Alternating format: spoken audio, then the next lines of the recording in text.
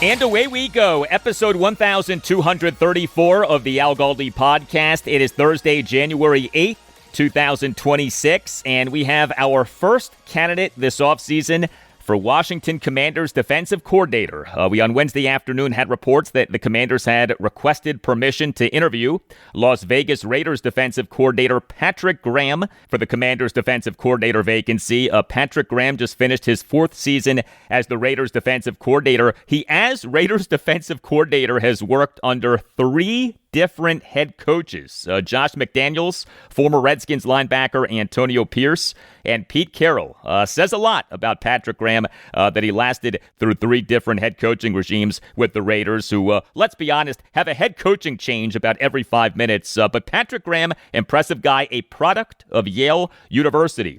But also on Wednesday was another report of Commanders dysfunction. NFL insider Jordan Schultz, he late Wednesday morning via a post on X, gave us this, quote, sources, part of the issue the Commanders have had in the building is the front office meddling with the coaching staff on personnel and which players to use, an ongoing problem dating back to 2024 when they were having success. With the team struggling this year, it reached new heights and there were notable disagreements. Moreover, I have not gotten the impression Dan Quinn wanted to move on from his coordinators. The entire disconnect is one to watch as we head into 2026. There's a lot of S going on there, a source said, end quote. Now, obviously, if any of this is true, it is disturbing. If all of this is true, it is frightening.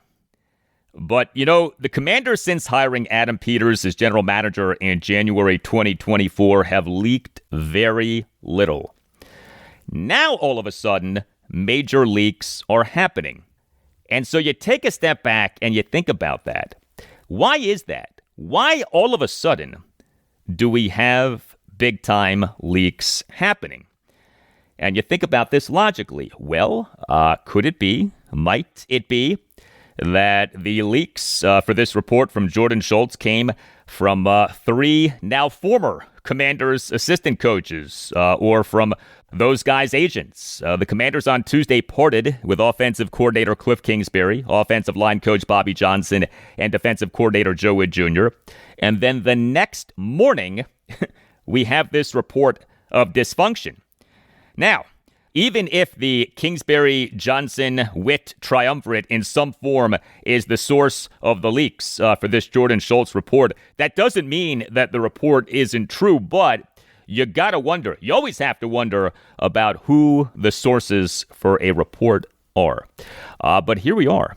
The end of a lost season and reports of dysfunction for Washington. This is a tradition like no other in Washington, D.C. area sports. This is what we do. Ain't nobody better at doing this. Hello and welcome to this Thursday installment of the Al Galdi podcast. Great to have you with us. Next segment, an all-22 style deep dive on why the Commanders parted with Kliff Kingsbury, as I'll speak with Commanders analyst Mark Bullock of Bullock's Film Room, which you can find at markbullock.substack.com.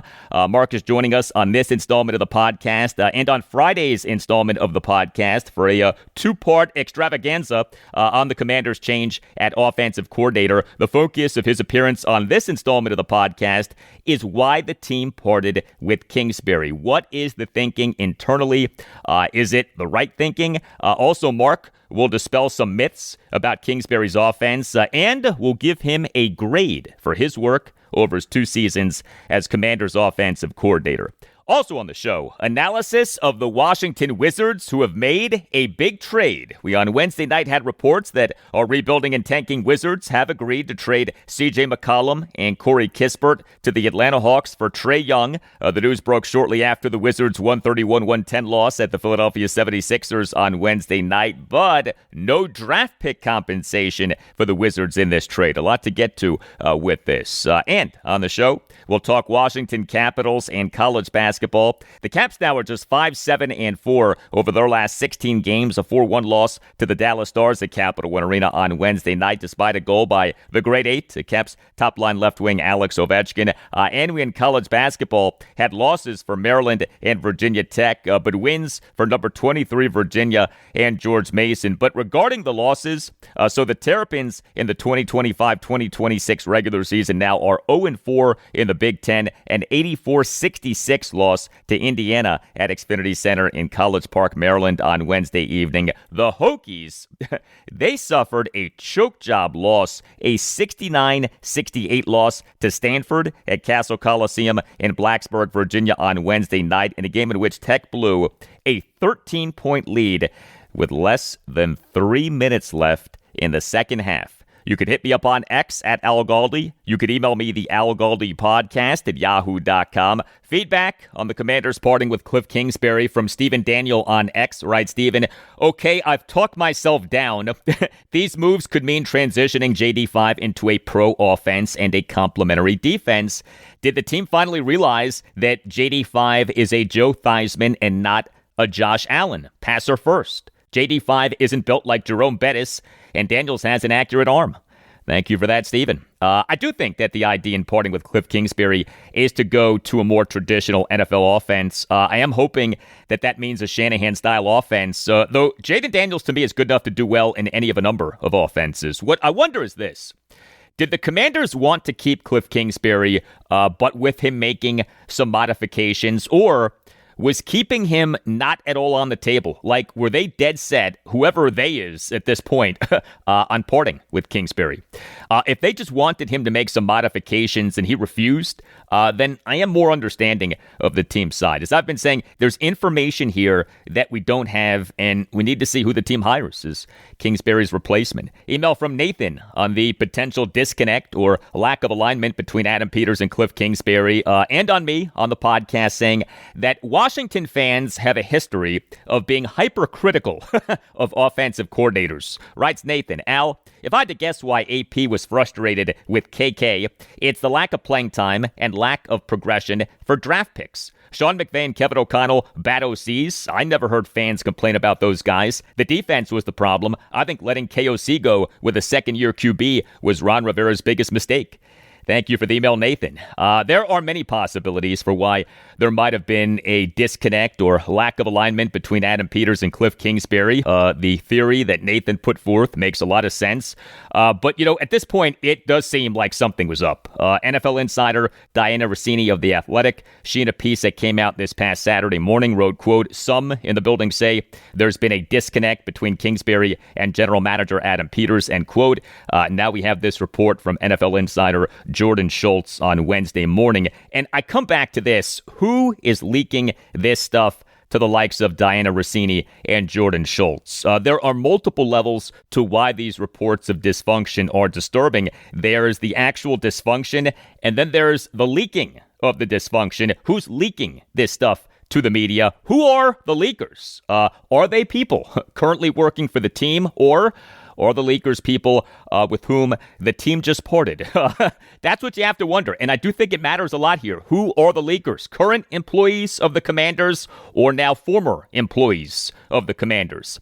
As far as criticism of Sean McVay and Kevin O'Connell during each guy's time as Redskins offensive coordinator, yeah, the criticism was there. Now, not as much as for Kyle Shanahan during his time as Skins offensive coordinator, that's true. But the criticism was there. Kyle Shanahan, Sean McVay, Kevin O'Connell, now Kliff Kingsbury. Washington fans love to bash their offensive coordinators. Email from Russell Fugit on Kliff Kingsbury. Russell Fugit, very successful guy, loyal listener of this podcast, big Commanders fan. His dad played for the Redskins. So Russ is the son of Gene Fugit, who was a tight end for the Skins for the 1976 through 1979 seasons. I went to high school with Russ. We both are products of the Prep, Georgetown Prep in North Bethesda, Maryland. Don't say Rockville, Maryland. Say North Bethesda, Maryland. Writes Russ, hey Al, Happy New Year to you and your family. On your episode Monday, you talked about how Kingsbury ran way more no-huddle plays than any other team. ESPN said it was 349 more to be exact. Do we have any stats on pace of play as an offense? Did we run significantly more plays as an offense, especially in relation to time of possession? Is it possible that perhaps the disconnect between Kingsbury and Quinn and Peters had to do with more plays leading to more injuries and, of course, exposing our horrible defense by not controlling the clock? It's certainly clear now with Kingsbury gone that there was a clash of philosophies. It was fun last season when the offense worked and Jaden was healthy, but it was a disaster this season when the offense did not work. I also think the lack of a ball control offense is part of why we were never able to achieve a rise-up surprise win in the second half of the season, excluding Sunday's #OLOFail, of course. Thank you for the email, Russ. I do have pace of play stats for you, and what they say is interesting. So the Commanders for the 2025 regular season per Sharp Football Analysis were number 1 in the NFL in no-huddle rate, 60%. Number 2 was the New Orleans Saints at 22.8%. Huge gap. We've talked about that. However, the Commanders for the 2025 regular season were number 16 in the NFL in seconds per play, 29.6, meaning an average of 29.6 seconds between plays. So while the Commanders did go no huddle a ton, they weren't necessarily always moving quickly to get off snaps. The discrepancy is notable, right? Number 1 in the NFL by miles in no huddle rate, but number 16 in the NFL, middle of the pack in seconds per play. The offense was not the super rushed operation that the extreme no-huddle rate would suggest. Hey, please consider subscribing to the podcast. If you're not already doing that, subscribing to the podcast costs nothing. Make sure that you never miss an episode and helps out the podcast a lot. And if you're already subscribing, thank you. At Arizona State University, we've made online education better, smarter, and more personalized so you can go further in your aspiring field. I decided to pursue medicine once I realized that ASU did have the online program for biological sciences. You're still required to learn the same curriculum. You're still being tested on the same content that anyone would be tested on in person. The comprehensiveness of the program prepared me so well for medical school. Explore over 350 plus programs at asuonline.asu.edu.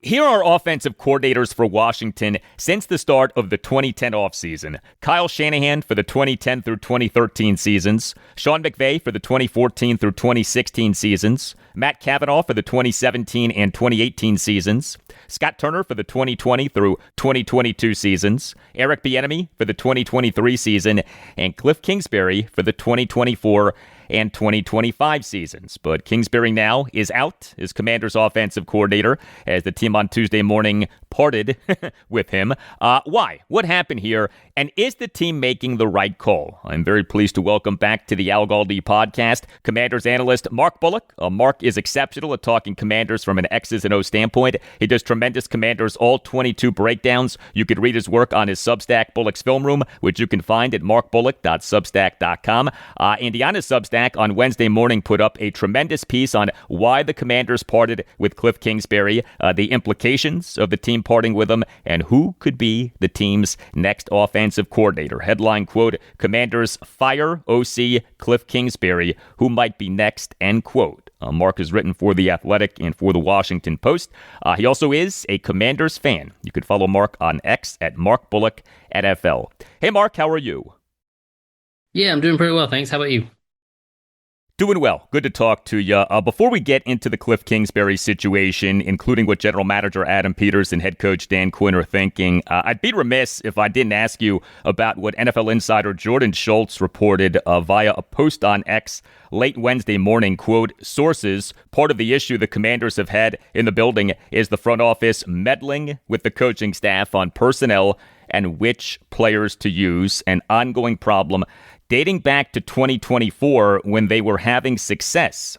With the team struggling this year, it reached new heights and there were notable disagreements. Moreover, I have not gotten the impression Dan Quinn wanted to move on from his coordinators. The entire disconnect is one to watch as we head into 2026. There's a lot of S going on there, a source said, end quote. Now, you have to wonder who is leaking this stuff to Jordan Schultz, especially off the team on Tuesday parting with offensive coordinator Kliff Kingsbury, offensive line coach Bobby Johnson, and defensive coordinator Joe Witt Jr. But what do you make of this report?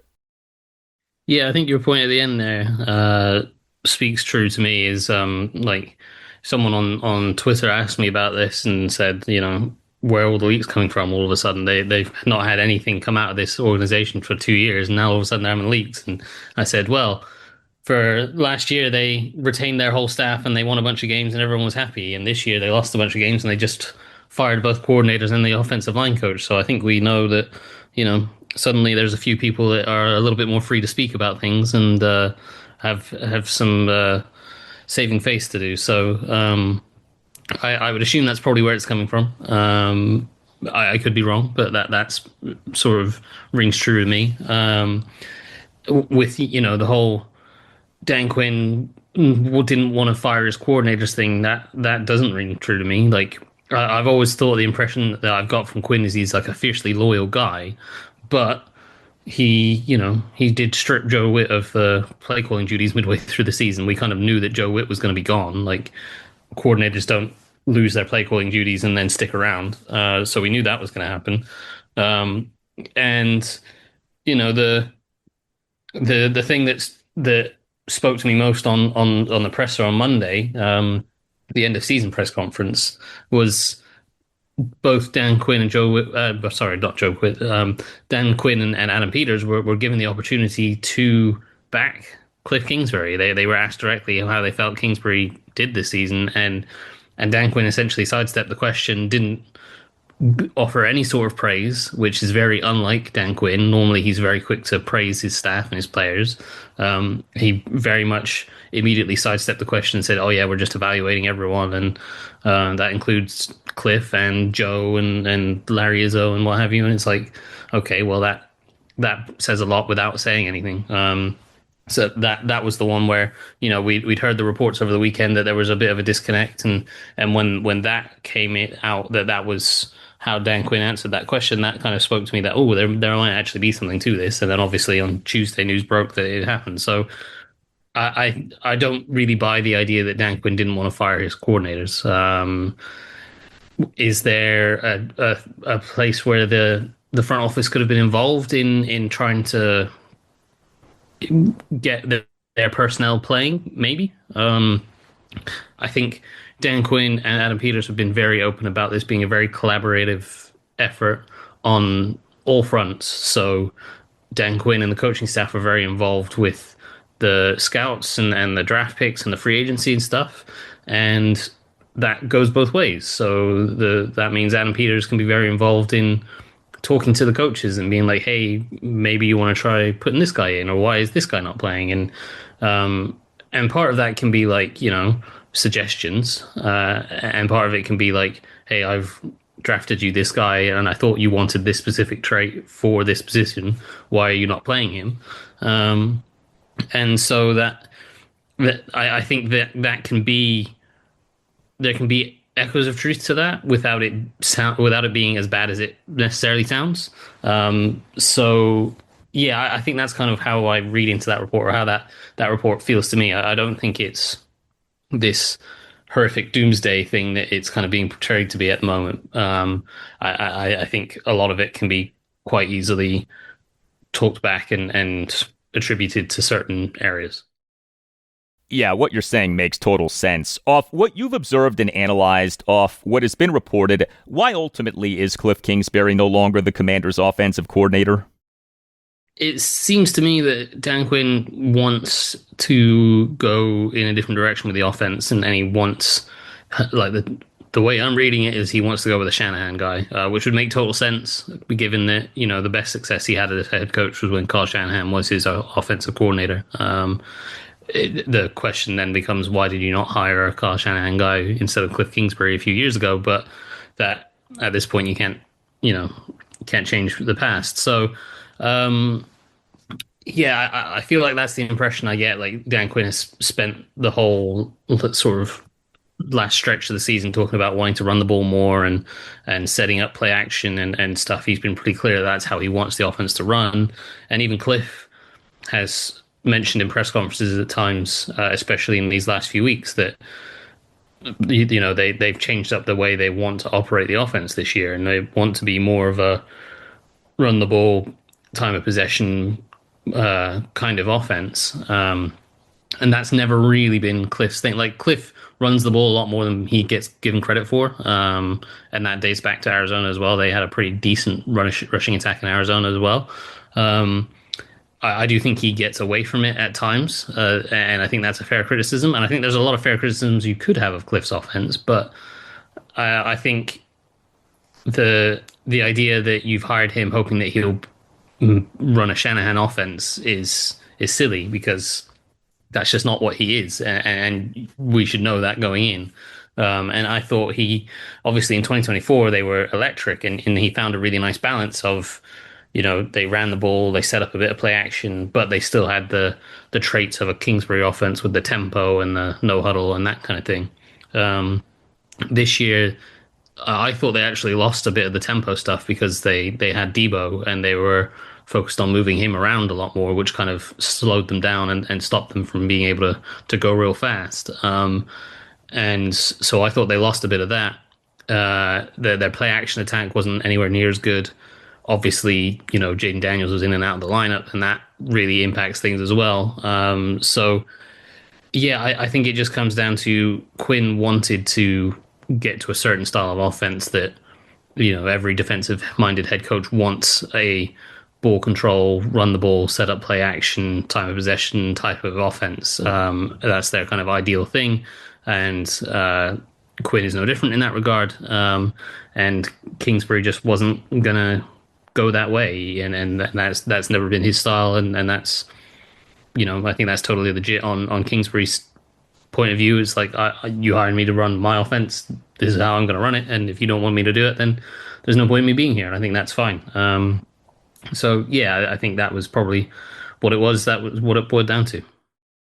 Much more with Mark Bullock in moments. The Nace Law Group, accident and injury lawyers that will fight for you and win for you. Lead attorney Chris Nace is a big Commanders fan and big supporter of this podcast, and his firm wins trials. Just recently, an $8 million jury verdict in Baltimore City Circuit Court. If you have a case, contact the Nace Law Group. Call 202-902-7611 or visit WashingtonDCInjuryLawyers.com and tell the Nace Law Group that Al Galdi sent you. The Nace Law Group is tremendous. It is a Washington, D.C.-based family law firm that handles medical malpractice, personal injury, birth injury, legal malpractice, and consumer protection cases, offering aggressive advocacy for victims in Washington, D.C. and West Virginia. The Nace Law Group fights for victims of all kinds of situations. If you feel that you've been wronged, if you think that you've been wronged, but aren't sure, contact the Nace Law Group. Schedule a no-obligation appointment.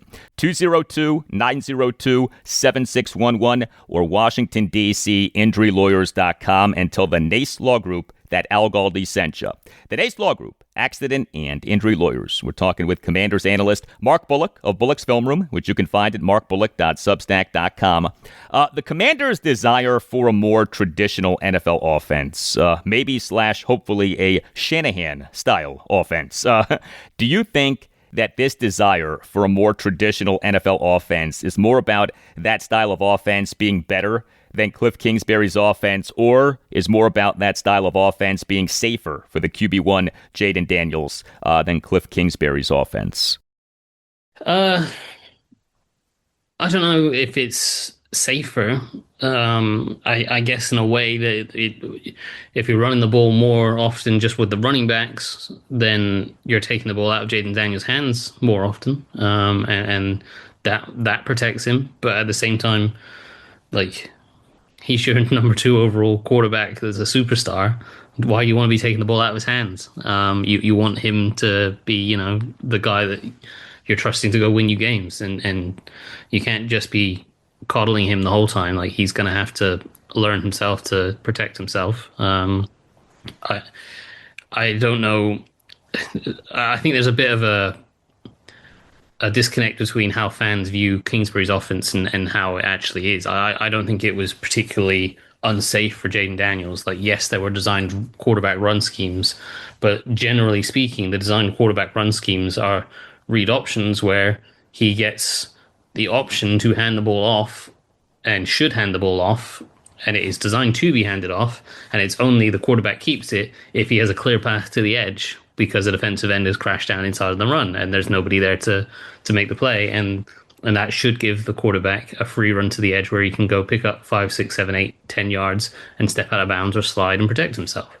Where Jaden Daniels has been getting hurt has been, he abandons the pocket, doesn't look downfield for a pass, he takes off running himself, and he runs into someone and takes a hit or falls awkwardly, like the elbow injury, and that was a trying to extend the play situation, and that's like, I don't know what any offensive coordinator is going to do to stop that. That's got to be something that comes from Jaden Daniels. Like, I'm sure Kliff Kingsbury was telling Jaden Daniels, look, you got to get down, protect yourself.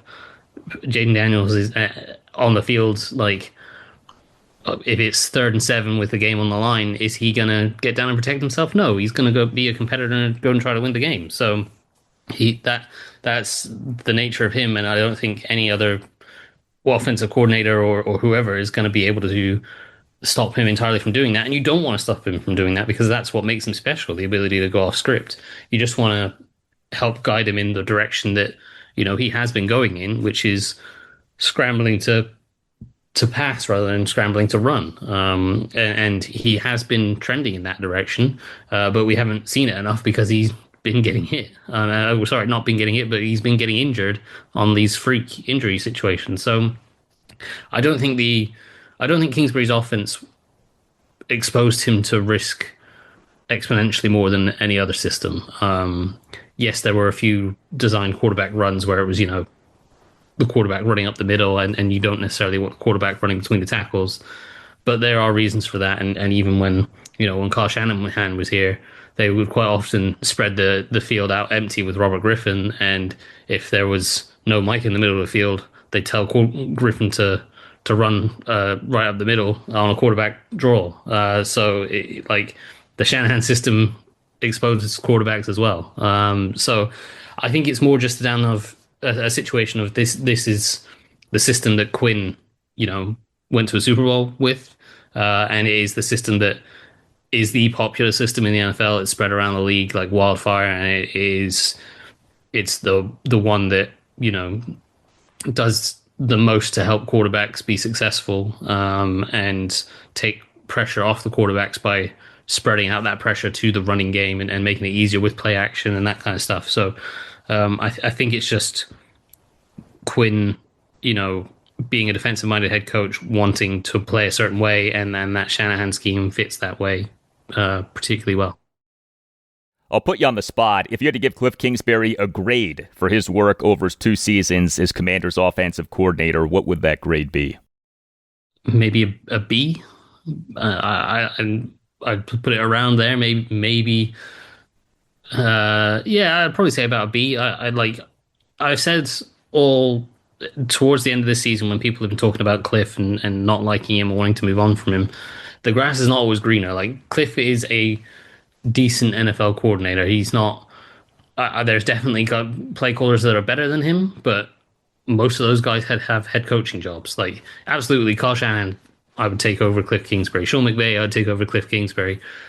Kevin O'Connell, I would take over Kliff Kingsbury. Those guys are all head coaches. You're not getting those guys as offensive coordinators. So there's a reason Kliff is an offensive coordinator rather than a head coach right now.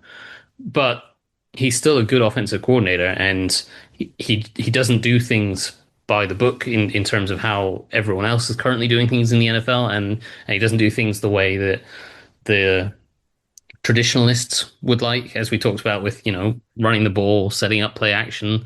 He doesn't subscribe to that philosophy, and that's fine. There are very different philosophies that have worked in the NFL, and there will be more different philosophies that work in the NFL in the future. So I always personally have a personal fondness of the Shanahan system because that's the system that I learned most about football studying. So I'd love a Shanahan guy to come in, but I respect what Kingsbury was able to build here and how he was able to adapt what his system was to the guys that they had. So I think he did a pretty good job. I think it will be harder than anticipated to replace him. I do think there are certainly guys that they could get to replace him. Like, if you and I have talked about off of podcasts about Mike McDaniel before, and if they could get Mike McDaniel, if he gets fired from Miami, that would be a home run. But they could quite easily end up with a low-tier Shanahan guy that's never called plays before, and he struggles, and it looks nowhere near as good as it was in 2024. So, I'd give Kingsbury a B, and I think it will be harder than anticipated to replace him. Commanders analyst Mark Bullock of Bullock's Film Room, which you can find at markbullock.substack.com. Mark, thanks, and we'll talk soon. Of course, talk soon. All right. By the way, the Commanders over the last few days have announced signing various players to what are called reserve/futures contracts. The team on Wednesday morning announced having signed tight end Lawrence Cager to a reserve/futures contract. And I bring this up because Adam Peters, during his joint season-ending press conference with Dan Quinn this past Monday evening, actually brought up Lawrence Cager when asked about the tight end position, especially regarding the TE1, Zach Ertz, being set to be an unrestricted free agent in the 2026 offseason and coming off a torn right ACL that he suffered in the Commanders' 31-0 loss at the Minnesota Vikings on December 7th. We on Monday evening had this exchange between 7 News DC sports director Scott Abraham and Adam Peters. Adam, I want to quickly ask you about the tight end position. Obviously, Zach's future is kind of uncertain right now. You're looking at the tight ends on the roster. How do you evaluate that and maybe add another piece in terms of a tight end free agency draft? Yeah, so we have, I believe, 3 coming back under contract, which is it's Bates, Ben, and Yankoff. Cager's on the practice squad, and then obviously we lost Zach, which was a big loss. Zach's a Hall of Fame caliber player who was really, really excellent in the pass game. So I think just depending on how Zach comes along and coming back, I don't anticipate him being ready at the beginning of the season, but.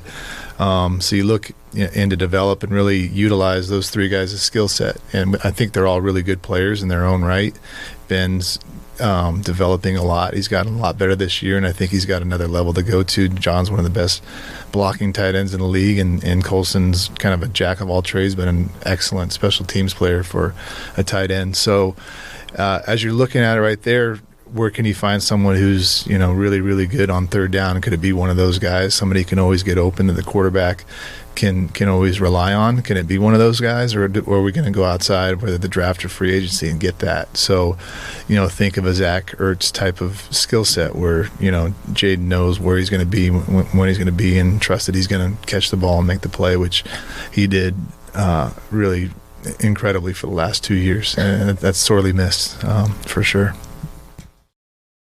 Yeah, the Commanders, to me, do need to upgrade at tight end. Assuming that the team is not re-signing Zach Ertz, it needs to get a tight end who can at least compete with Ben Sinnott and John Bates for the TE1 spot.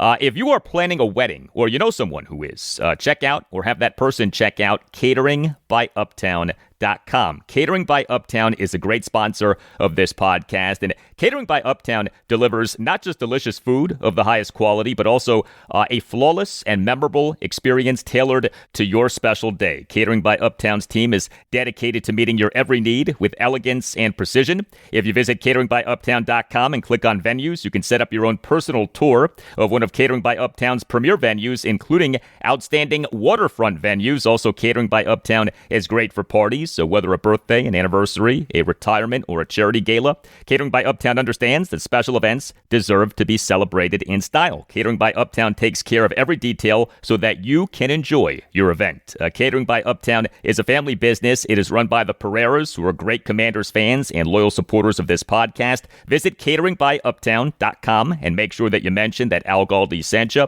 That's cateringbyuptown.com and make sure that you mention that Al Galdi sent you.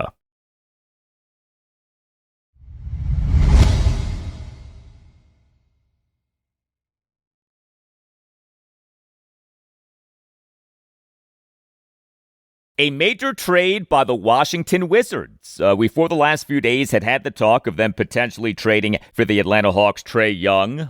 Well, our Wizards now have done just that. So they in the NBA's 2025-2026 regular season fell to 10-26 with a 131-110 loss at the Philadelphia 76ers on Wednesday night. Everyone knew that something was up, especially when the Wizards for this game had C.J. McCollum out due to right quadriceps soreness and had Corey Kispert out due to left hamstring injury management. And sure enough, we shortly after the end of the game had reports that the Wizards had agreed to trade McCollum and Kispert to the Atlanta Hawks for Trae Young. Now, no draft pick compensation for the Wizards. That is surprising. That is disappointing. If you go by what's out there on the contracts, the Wizards in making this trade are trading away a guy in C.J. McCollum on an expiring contract, $30.67 million for this season, and a guy in Corey Kispert who's under contract for at least 2 more seasons beyond this season, and are getting back a guy in Trae Young with a monster contract, an albatross of a contract, though just 2 seasons left. But 2 seasons left on a 5-year Supermax contract at around $46 million for this season and $48.967 million for next season. He does have a player opt-out for next season. Him opting out would seem unlikely, but I guess who knows. But the thinking was that the Wizards were going to get draft pick compensation for taking on the Trae Young contract. The Wizards did not get draft pick compensation, and they in Trae Young are getting a guy who is terrible defensively and who is a diminished player, though this still is just his age 27 season, and he still is an effective player. He just is not viewed the same way that he was viewed a few years ago. The thinking from the perspectives of Monumental Basketball president Michael Winger and Wizards general manager Will Dawkins would seem to be 2 things in particular. A, Trae Young is a true point guard, and Winger and Dawkins may well believe that this is how to take the Wizards' young nucleus of players to a higher level. B, Trae Young, if he plays well, does become a tradable asset. But I am disappointed that our rebuilding and tanking Wizards are not getting any draft pick compensation in this trade. If you're a Wizards fan like I am, I don't know how you're not disappointed by that. This was ESPN NBA insider Shams Charania on ESPN's NBA Countdown on Wednesday night. This deal came together. Trae Young wanted to be a Washington Wizard, and the Wizards believe that this is the next step for them in their development process. Obviously, this is a team that's been in a rebuild the last few years, but bringing in Trae Young with this young group, Michael Winger, Will Dawkins, the Wizards' 2 top executives, they feel strongly that bringing Trae Young in will allow this team to continue to make strides. And Trae Young has relationships across this organization with Will Dawkins, who was one of the key members of the Oklahoma City Thunder front office when Trae Young was a star player growing up in Oklahoma. Travis Schlenk, an executive in D.C., he actually drafted Trae Young in 2018 with the number 5 overall pick. And so Trae Young is now the face of the Wizards movement. He's going to be their lead guard, their point guard moving forward. He's going to anchor their young talent and the next regime this Wizards team has. And the flip side for the Hawks is they're turning the page on the Trae Young era. 7+ seasons Trae Young spent in Atlanta as the face of that organization, but they've clearly turned the page with Jalen Johnson moving forward. And this is a group that's starting to play more toward their depth, their wings, and they believe C.J. McCollum as a shooter is going to be the perfect veteran player as a plug-and-play starter, reserve player for Quinn Snyder. Yeah, and look, that the Hawks are so willing to part with Trae Young is concerning. And when we talk about the Wizards likely believing that Trae Young can take the Wizards' young nucleus of players to a higher level, well, C.J. McCollum had been helping to do that. He had been playing well. By the way, how about Shams Charania saying, quote, Trae Young wanted to be a Washington Wizard, end quote. This deal came together. Trae Young wanted to be a Washington Wizard. Yeah, Trae Young wanted to be a Washington Wizard. We are not used to hearing that anyone wants to be a Washington Wizard. I just hope that the Wizards in getting Trae Young aren't messing with the good thing that had been going with our team. 7-5 over the previous 12 games prior to this loss at the Sixers on Wednesday night. The Wizards for this game remained without Keyshawn George. He did not play for a 7th consecutive game due to left hip flexor soreness. Also, Kim Whitmore was not available for an 11th consecutive game. This due to upper extremity deep vein thrombosis. And Chris Middleton did not play due to right knee injury management. So the Wizards for this game were depleted big time. The Wizards overcame a 13-point first quarter deficit, but trailed for all of the second half. But 4 key young players for the Wizards, Bilal Coulibaly, Alex Sarr, Bub Carrington, and Trey Johnson, combined for 71 of the Wizards' 110 points. And that nucleus of young guys, hopefully, is getting a big boost in the team trading for Trae Young. Next up for the Wizards are 2 games this weekend, home to the New Orleans Pelicans, Friday night at 7, and at the Phoenix Suns, Sunday night at 8.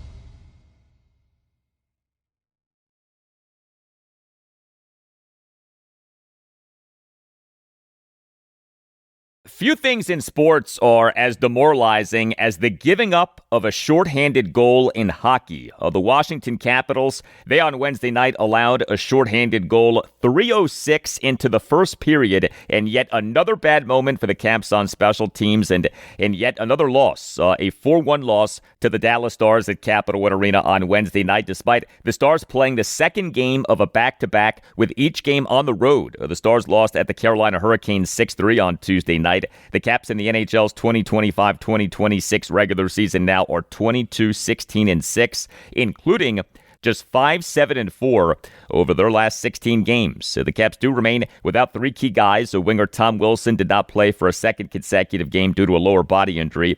Winger Alexi Protas did not play for a third consecutive game due to a lower body injury, and he's now on injured reserve. The Caps on Wednesday morning announced having placed Protas on injured reserve, retroactive to January 1st, and announced having recalled forward Brett Leeson from their AHL affiliate, the Hershey Bears, and center Pierre-Luc Dubois. He remains out. Dubois on November 7th underwent surgery to address injuries to his abdominal and adductor muscles and was expected to miss 3 to 4 months. The Caps in this loss to the Stars on Wednesday night lost the puck possession battle. The Caps had just 24 shots on goal to the Stars 36, and per natural stat trick had 36 5-on-5 shot attempts to the Stars 44, including 7 5-on-5 high danger shot attempts to the Stars 11. The Caps starting goaltender was Logan Thompson. He stopped 32 of the 35 shots on goal that he faced. The Caps went 2 for 2 on the penalty kill, but went 0 for 2 on the power play. And gave up a shorty, allowed a shorthanded goal 3:06 into the first period. During the postgame press conference of Caps head coach Spencer Carberry, late night on Wednesday night, had this exchange between Caps insider Tarek El-Bashir of Monumental Sports Network and Carberry. What kind of impact does giving up a shorty just 3 minutes into the game kind of have on the rest of the night? Yeah, I mean, it's not the start we're looking for. I mean, I thought we were fine in the first. I mean, we weren't doing much, but it was fine. You know, it was tight. But that, you know, getting down when to start the game is not a recipe for success. And so it just, you're fighting an uphill battle against a real good defensive team. And so, I mean, it's not insurmountable. Like, we can absolutely overcome a bad situation, bad bounce, whatever you want to call it, on the shorthanded goal. But it did take some wind out of our sails early in that hockey game. Well, a bright spot for the Caps in this loss to the Stars on Wednesday night was the Great Eight, an even-strength goal by top-line left wing Alex Ovechkin, 17:41 into the third period for his third goal in 2 games, his 18th goal in this regular season, and his NHL record, 915th career regular season goal. And Ovi was number 2 on the Caps in 5-on-5 shot attempt percentage for the game per natural stat trick at 65.38. The Caps with Ovi on the ice in 5-on-5 situations in the game had 17 shot attempts versus allowing 9 shot attempts. So a good game for Alex Ovechkin, but a bad night for the Caps, who now have scored 3 goals or less in 12 of their last 16 games. So the Caps' healthy scratches for this loss to the Stars on Wednesday night were defensemen Trevor Van Riemsdyk and Declan Chisholm. Next up for the Caps, there are 2 games this weekend at the Chicago Blackhawks Friday night at 8 and at the Nashville Predators Sunday night at 7.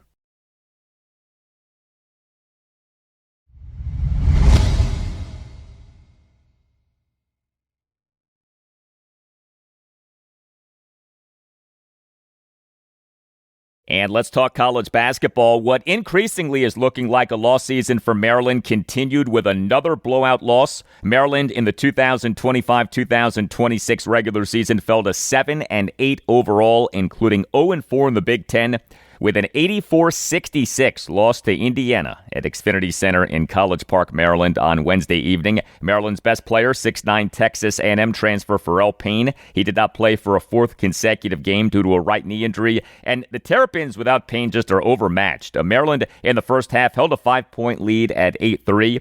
The Terps lost the rest of the game 81-58. Maryland's offense was quite bad. The Terps went just 5 for 26 on threes and just 11 for 17 on free throws and finished with just 7 assists versus 11 turnovers. So the Terps did go 20 for 35 on twos. The defense was so-so. Maryland held Indiana to just 8 for 25 on threes, but allowed IU to go 19 for 35 on twos and have 26 free throw attempts. IU went 22 for 26 on free throws. Also, Maryland got out-rebounded 41-33. The first exchange of the postgame press conference of Maryland head coach Buzz Williams on Wednesday night was this exchange between Gene Wong of the Washington Post and Williams. Hey, Buzz, you were able to limit them to 34% from the field in the first half, and they started kind of heating up there in the second. What was the difference, do you think? Yeah, I thought our coaches were great in regards to the plan, and I think our guys have continued to improve in regards to having more endurance to execute the plan. 70% of their shots entering tonight's game were assisted. And then 52% of the shots they've shot have been from 3. And so part of their potency offensively is just how many threes they make. And so we were trying to influence who was shooting the 3 and then the type of contest on the 3. And I think tonight was the lowest number of percentage from 3 that they've shot all season. So we did a really good job on that. I know that they made more in the second half. I think the thing that hurt us the most was before the shot, we did good in many respects. We didn't do good when they missed it. We gave up way too many offensive rebounds. That would be the first thing. And then the second thing, we fouled too much. We have done a good job throughout the season thus far of limiting our fouls. But I think they scored 20 points from the field in the first half and 16 points from the free throw line. And I don't know what it would have been in the second half, but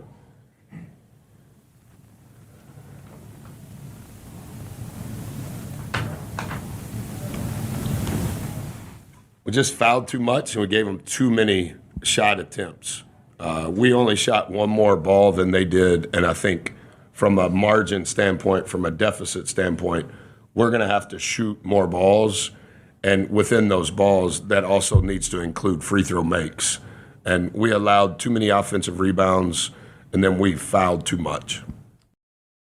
All right. Maryland's leading scorer in this loss to Indiana on Wednesday evening was 6'8" Virginia transfer Elijah Saunders. He in 31 minutes, 31 seconds as a starter had 16 points and 7 rebounds, including 3 offensive boards. Saunders went 2 for 5 on threes, 3 for 3 on twos, and 4 for 4 on free throws. Next up for Maryland at UCLA Saturday night at 8. A nice win for number 23 Virginia. It in this regular season improved to 13-2 overall, including 2-1 in the ACC with an 84-60 win over Cal at John Paul Jones Arena in Charlottesville, Virginia, late night on Wednesday night. UVA did remain without 6'3" North Dakota State transfer Ja'Cory White. He did not play for a fourth consecutive game due to a wrist injury. But this was an easy win for UVA. It led by at least 10 points for all of the second half. UVA's defense was great. The Cavaliers held Cal to just 60 points, just 3 for 19 on threes, and just 16 for 35 on twos. So UVA's offense was mixed, just 9 for 29 on threes, and just 15 for 23 on free throws, but also 21 for 31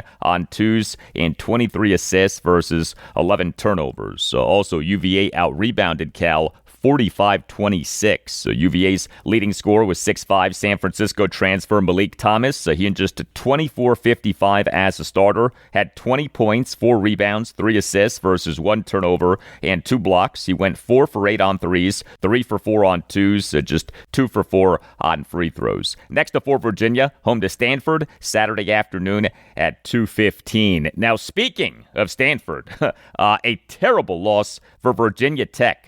It in this regular season fell to 12-4 overall, including 1-2 in the ACC, with a 69-68 loss to Stanford at Castle Coliseum in Blacksburg, Virginia on Wednesday night. Tech blew a 13-point lead with less than 3 minutes left in the second half. The Hokies allowed Stanford to end the game on a 17-3 run.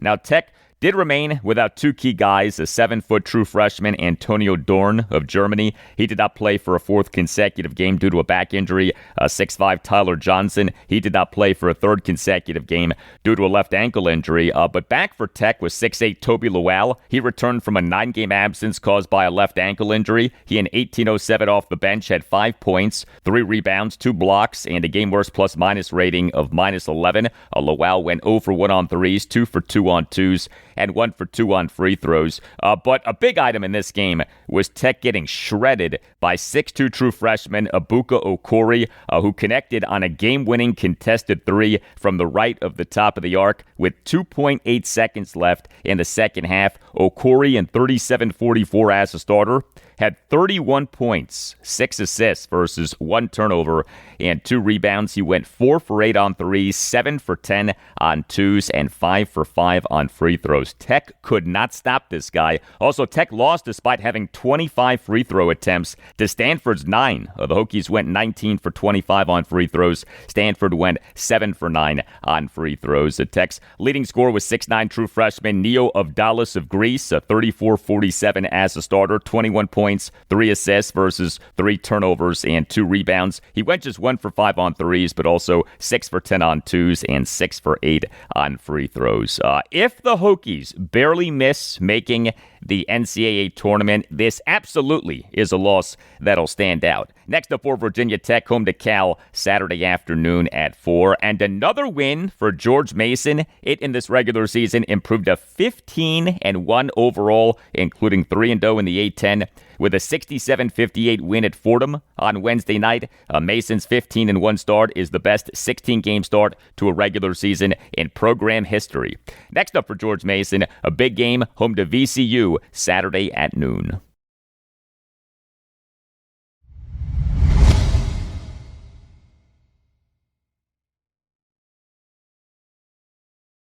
And that'll do it for you and me for now. Keep the feedback coming. You can hit me up on X at Al Galdi. You can email me the Al Galdi podcast at yahoo.com. Friday show, episode 1235. We'll have much more on the Washington Commanders, including a conversation with Commanders analyst Mark Bullock of Bullock's Film Room on Substack on candidates for the team's offensive coordinator vacancy, and a look at the state of the roster off comments from general manager Adam Peters and head coach Dan Quinn during their joint season-ending press conference this past Monday evening. Have a great rest of your Thursday, and I'll talk to you on Friday.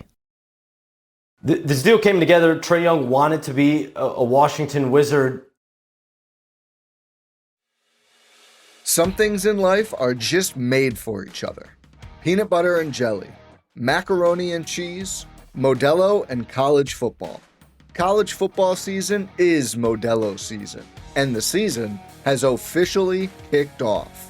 The Modelo Recruiter is back in action, looking to reward full-time fans who who give their all for their team and their school week in and week out.